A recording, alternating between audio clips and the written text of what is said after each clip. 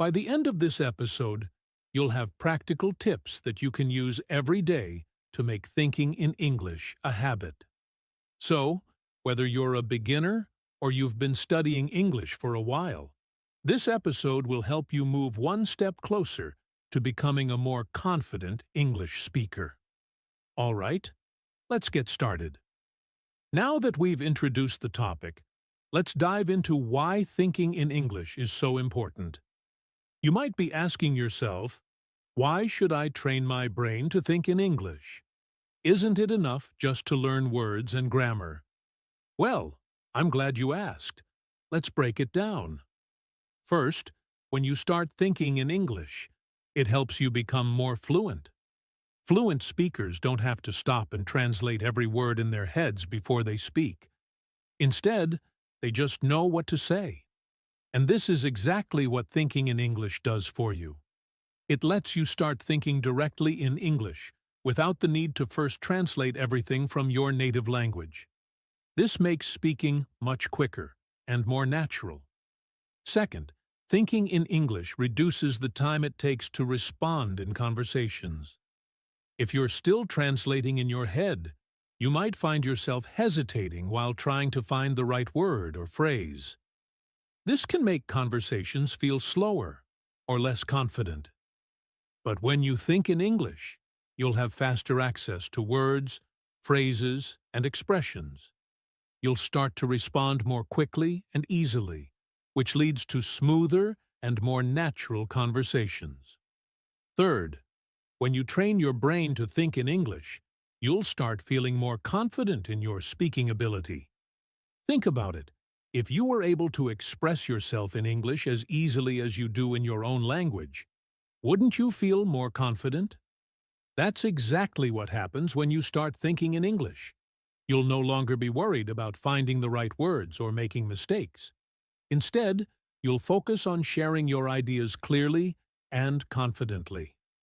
Finally, thinking in English helps you improve your listening skills.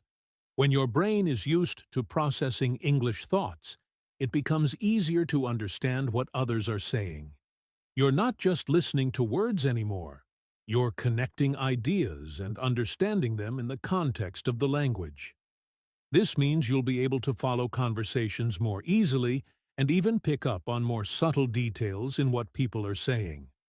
So, in short, thinking in English helps you speak more fluently, respond faster in conversations, build more confidence in your speaking ability, improve your listening and comprehension skills. All of this leads to one thing: better communication in English. And that's what we're all working toward, right? Now that you know why it's so important, let's move on to how we can actually train our brains to think in English. Now that we've talked about why it's important to think in English, let's take a closer look at something really interesting: the connection between language and thought. You might be wondering, what does thinking in English really mean? Does it just mean using English words in my head? Or is there something more to it? Well, here's the thing. Our thoughts are shaped by the language we use. In other words, the way we think is often influenced by the language we're using at the time. Think about it. When you're speaking in your native language, your brain automatically uses the words and phrases you're familiar with. But when you switch to a new language, like English, the way you think also changes. You begin to see the world through the lens of that language. For example, let's say you're describing a beautiful sunset. In your native language, you might have a special word or phrase to describe how the colors look or how the scene makes you feel. But in English, you may have to describe it in a different way.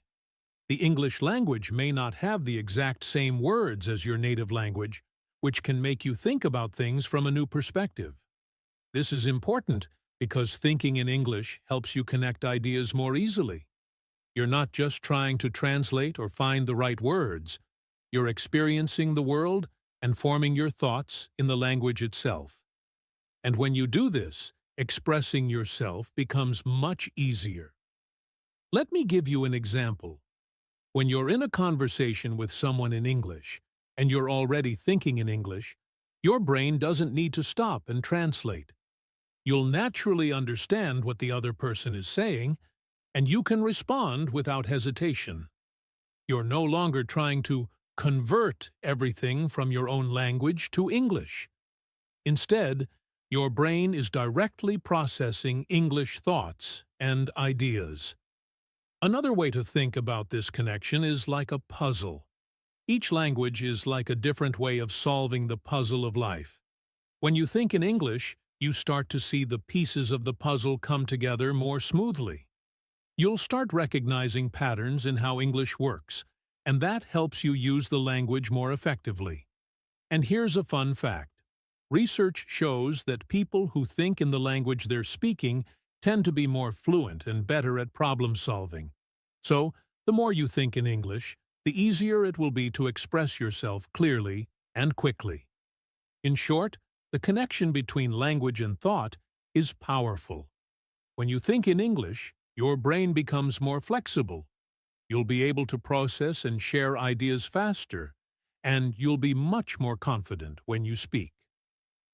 All right, we've talked about why thinking in English is important, and we've looked at how it connects to your brain and your ability to speak and understand the language.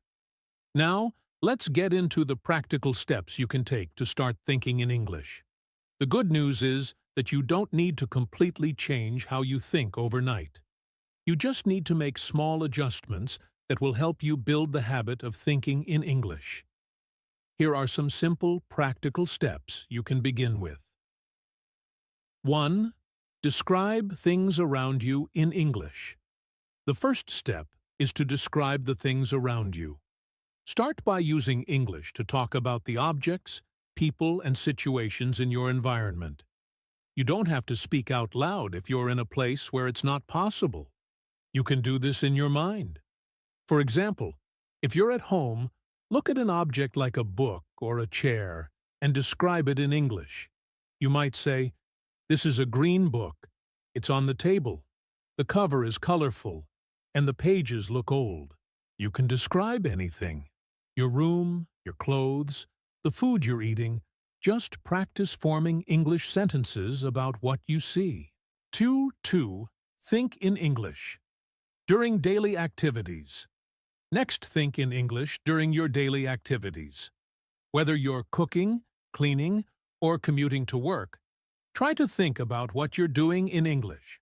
For example, when you're cooking dinner, you can think to yourself, "I need to chop the vegetables," or "I'm boiling the pasta." If you're walking down the street, think about the people you see and the things around you.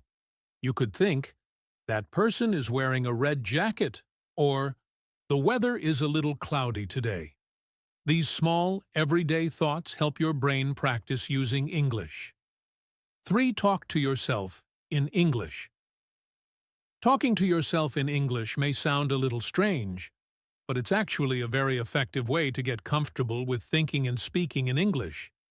The next time you're alone, try narrating what you're doing.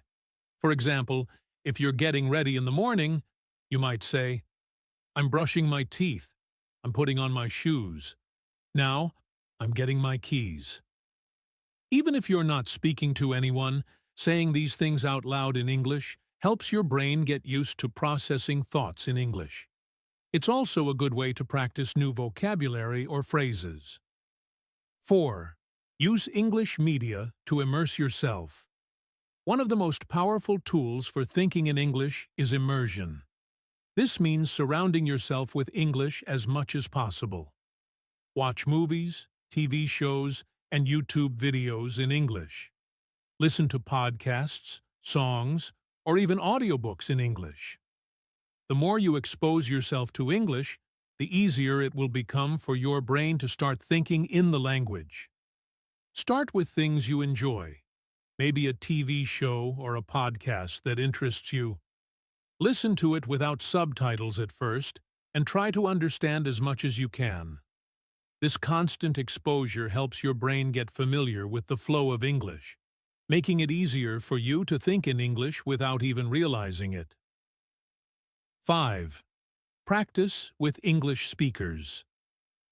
If you want to take your thinking in English to the next level, it's really helpful to practice with other English speakers. This could be a language exchange partner, a friend who speaks English, or even joining online language communities. When you have conversations in English, it forces your brain to think quickly and respond in English. If you don't have access to a lot of English speakers, that's okay. You can still find people to practice with through language exchange apps or online forums. The key is to practice regularly, even if it's just for a few minutes a day. Use an English notebook or journal. Another great way to start thinking in English is to write down your thoughts in English. Start a small English journal or notebook. Each day, write a few sentences about what you did, what you're feeling, or anything on your mind. Writing forces you to think in English as you try to express your ideas on paper. It also helps reinforce new vocabulary and grammar structures.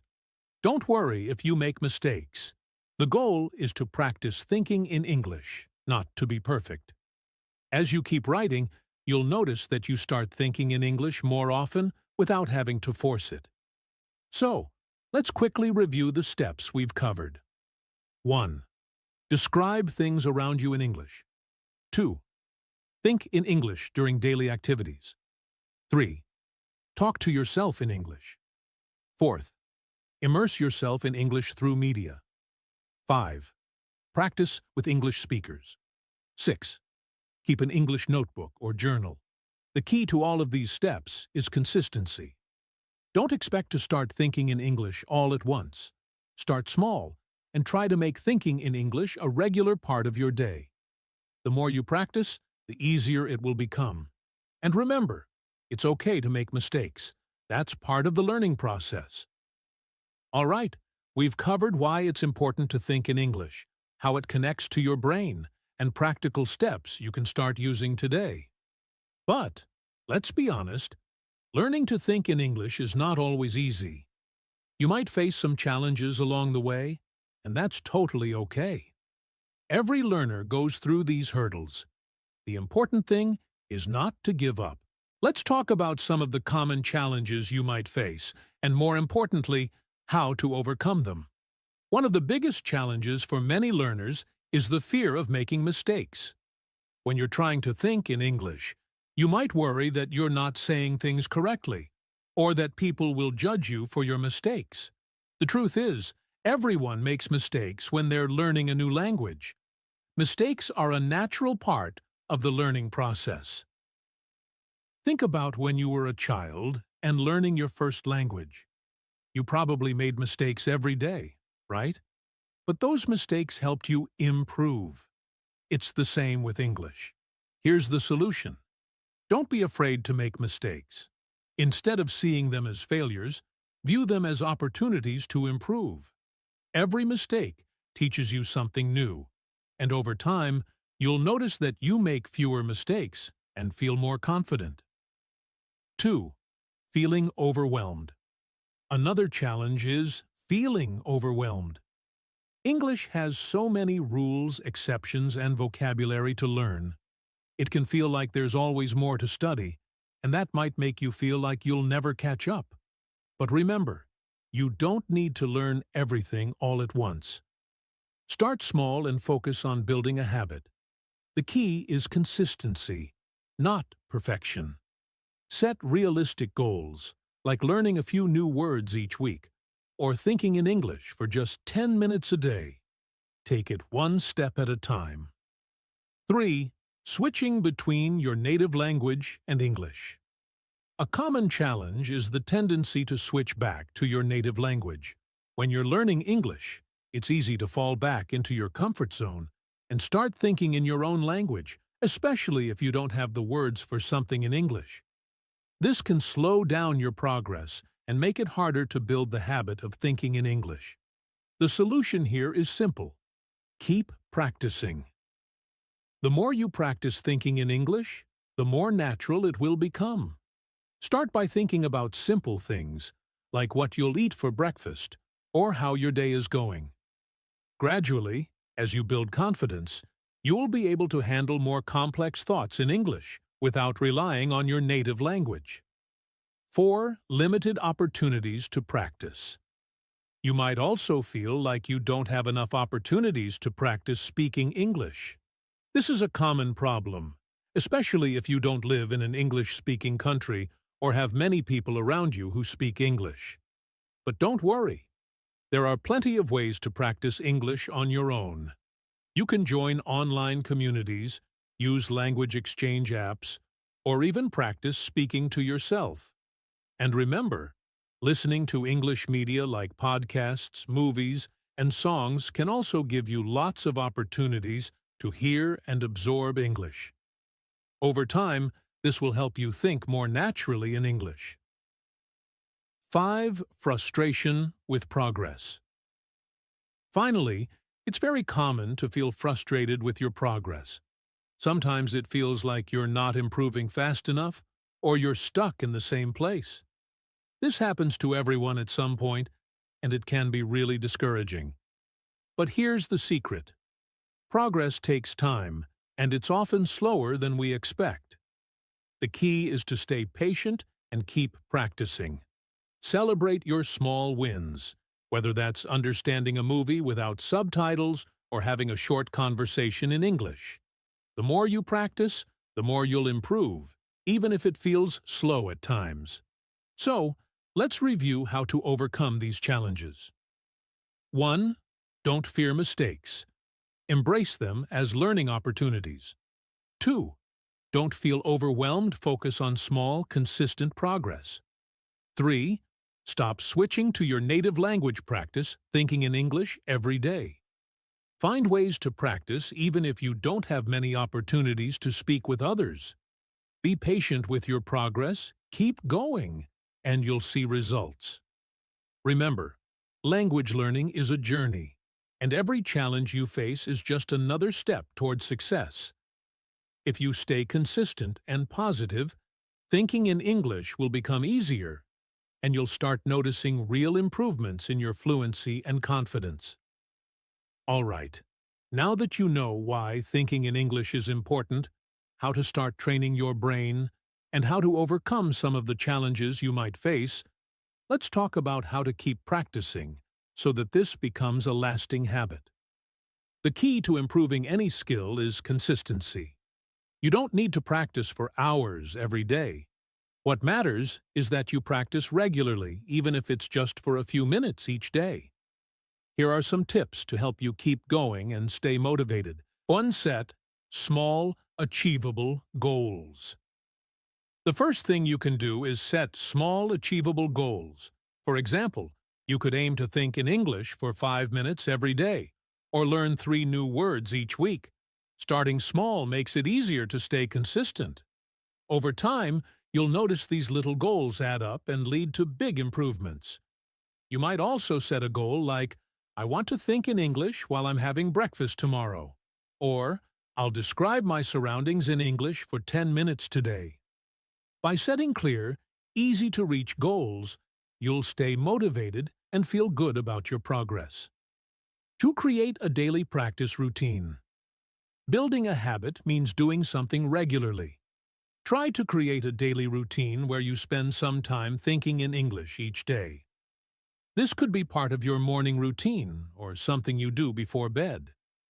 The key is to make it a consistent part of your day, like brushing your teeth or having a cup of coffee. For example, every time you wake up, spend a few minutes thinking about what you'll do that day in English. You could even talk to yourself about your plans. Today, I will go to work, then I will exercise, and later, I will meet my friend for dinner.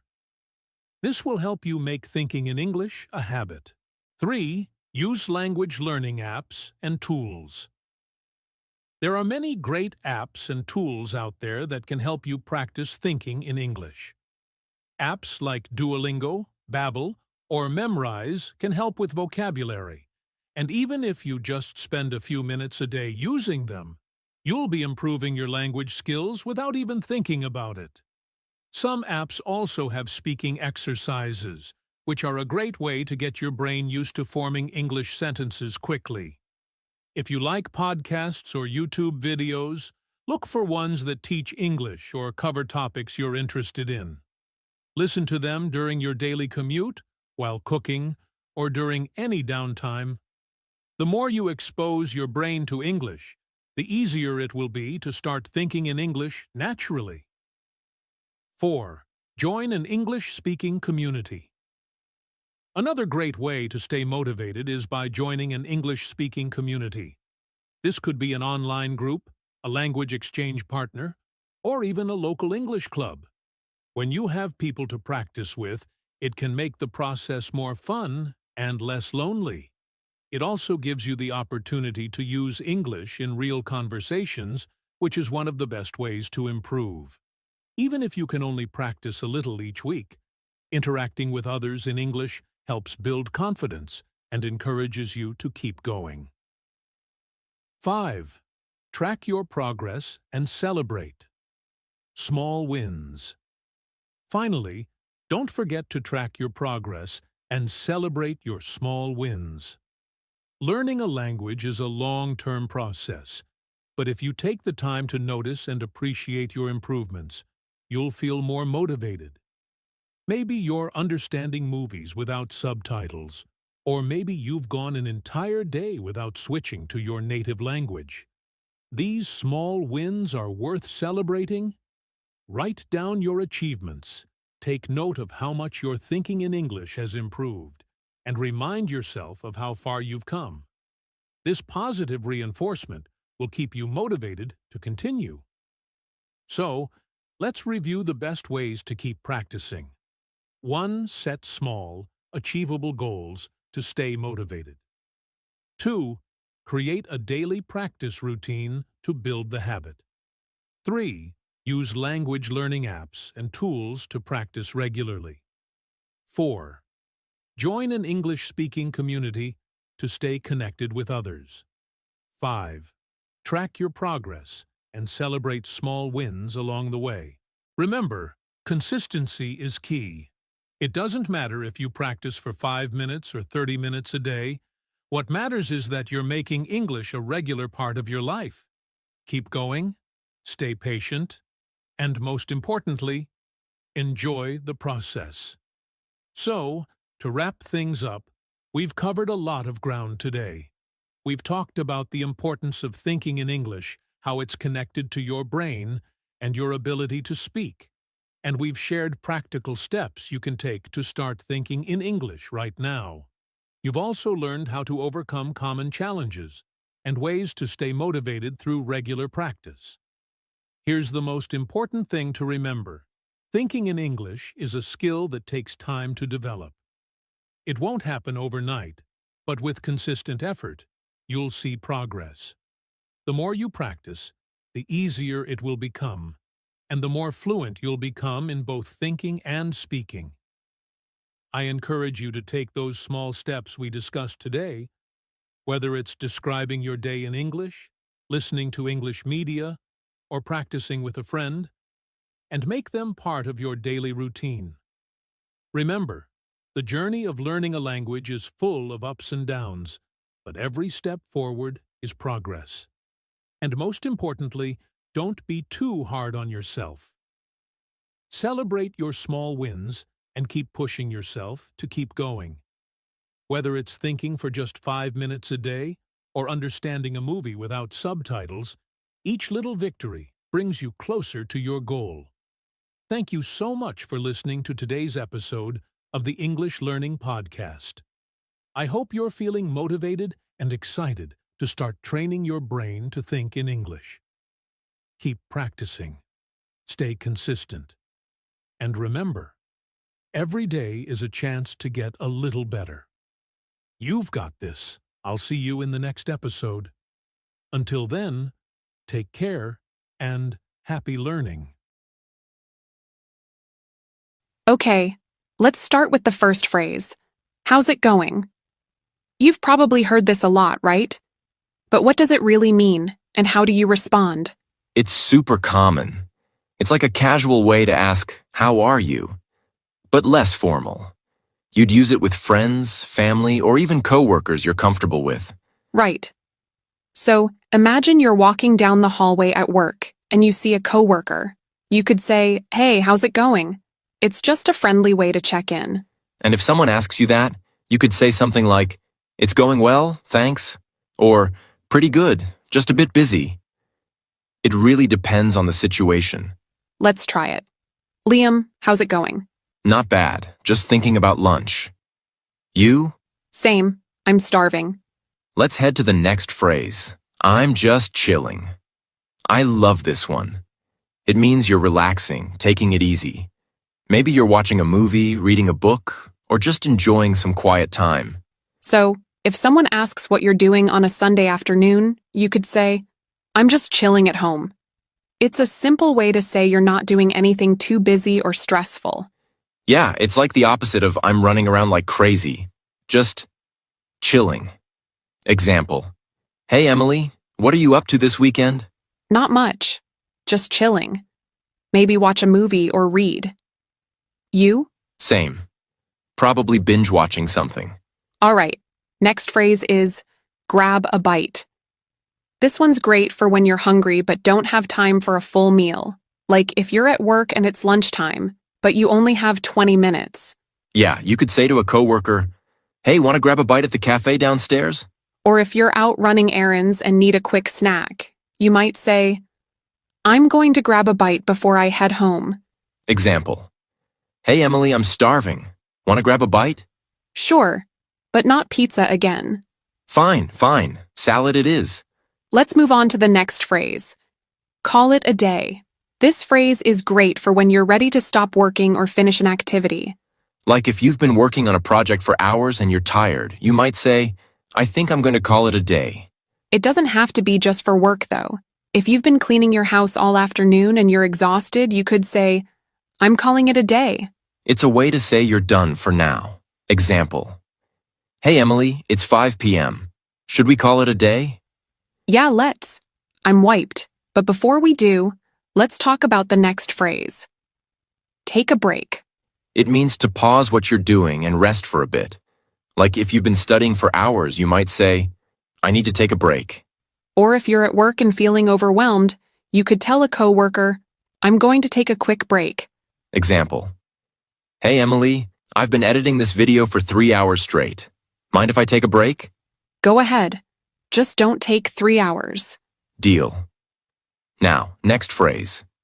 Run errands. If someone asks what you're doing this afternoon, you could say, "I need to run some errands." This one's all about completing small tasks or chores, usually outside the house, like going to the bank, picking up dry cleaning, or buying groceries. It's a way to say you've got a bunch of little things to do. Example. Hey Liam, what are you up to this weekend? Not much, just running errands. Gotta hit the grocery store and the post office. You? Same. All right, let's keep going. Next up, keep in touch. It means staying connected with someone, even if you don't see them often. Like when you're saying goodbye to a friend or coworker, you might say, "Let's keep in touch." It's a way to say you want to stay in contact. It's especially common when someone's moving away or changing jobs. Like, "It's been great working with you. Let's keep in touch." Example. Hey Emily, I'm moving to another city next week. Oh no. Well, let's keep in touch, okay? Definitely. I'll send you postcards. Sounds good. Now, let's talk about in a hurry. It's for when you're rushing or don't have much time. Like if you're late for work and someone stops you to chat, you might say, "Sorry, I'm in a hurry." Or if you're running to catch a train, you could say, "I'm in a hurry, can we talk later?" It's a polite way to say you're busy. Example. Hey Emily, can you help me with this real quick? Sorry, I'm in a hurry. Gotta catch my bus. Fair enough. Now next phrase. Pick up. This one has a couple of meanings, but the most common is to collect something or someone. Like, I need to pick up some groceries, or I'm going to pick up my friend from the airport. It's super practical. Like if you're at the store, you might say, "I'm just here to pick up a few things." Example. Hey Liam, can you pick up some milk on your way home? Sure, but only if you promise not to drink it all in one day. Deal. Let's keep going. Next up, just in case. This one's all about being prepared for something that might happen, even if it's not certain. Like if it looks like it might rain, you might say, I'm going to bring an umbrella just in case. It's like having a backup plan. It's a really practical phrase. For example, if you're going on a trip and you're not sure if you'll need a sweater, you could say, I'll pack one just in case. Example.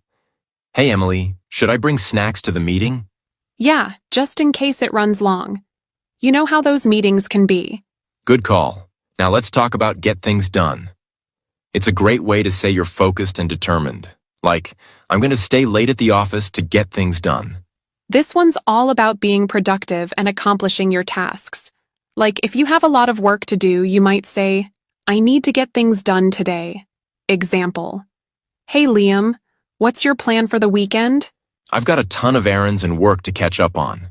Gotta get things done. Sounds like a fun weekend. Oh, it'll be a blast. Next, catch up. This has a couple of meanings. The first is about reconnecting with someone. Like, if you haven't seen a friend in a while, you might say, we should catch up soon. A way to say you want to hear what's been going on in their life. Like, let's grab coffee and catch up. Example. Hey Liam, we haven't talked in ages. We should catch up soon. Definitely. How about next week? Sounds good. The other meaning of catch up is about getting back on track with something you've fallen behind on. Like, if you've been sick and missed a lot of work, you might say, I need to catch up on my emails.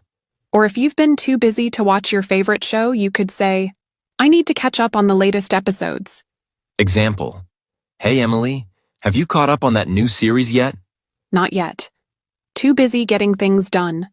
Priorities, Emily. Priorities. Now we have out of order. This one's pretty straightforward. It means something isn't working or is broken. Like if you're at a cafe and the coffee machine isn't working, there might be a sign that says, out of order. It's a way to say something's unavailable or broken. It's not just for machines, though. If a service or system isn't working, you could say, the elevator's out of order, or the website's out of order. Example. Hey Emily, the printer's out of order again. Of course it is. Why wouldn't it be? Now let's talk about on the go. Meaning being busy and constantly moving. Like, if you're always running from one place to another, you might say, I'm always on the go. A great way to describe a fast-paced lifestyle. Like, I've been on the go all week, meetings, errands, you name it. Example. Hey, Liam, how's your week been? Crazy. I've been on the go non-stop. Barely had time to eat. Sounds like you need to settle down. Which brings us to our